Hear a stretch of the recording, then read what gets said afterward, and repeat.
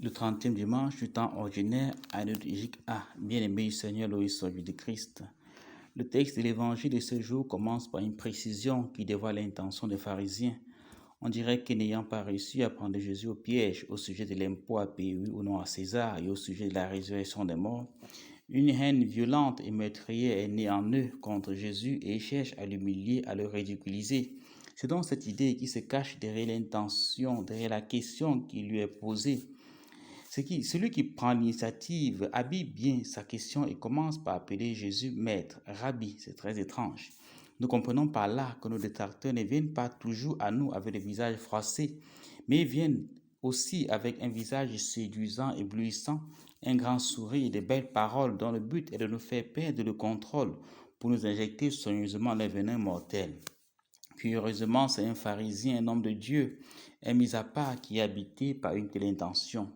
Le docteur de la loi avait identifié 613 commandements, constitués de multiples obligations, de nombreuses pratiques à observer, des quantités d'interdits.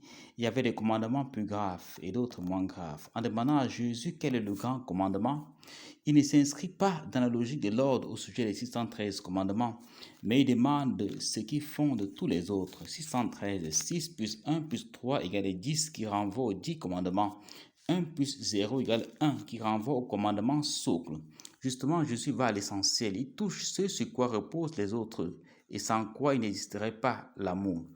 Ne pas aimer est un scandale. Faire de l'amour un commandement, c'est rappeler à l'homme que l'amour est une exigence de la vie. Pour vivre heureux, l'homme doit aimer. C'est un amour vertical et horizontal dont le symbole est la croix.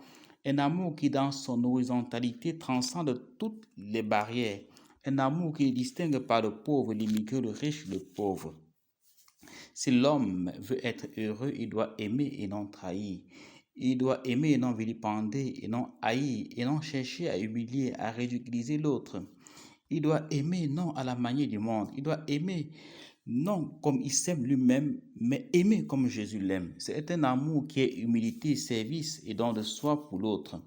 L'amour s'ouvre, il ouvre les tombeaux de nos cœurs et comme un soleil ardent, il fait sécher les germes de la haine, de la jalousie, de la rancune, de la médisance, du tribalisme pour nous redonner la vie nouvelle. Loué soit Jésus-Christ.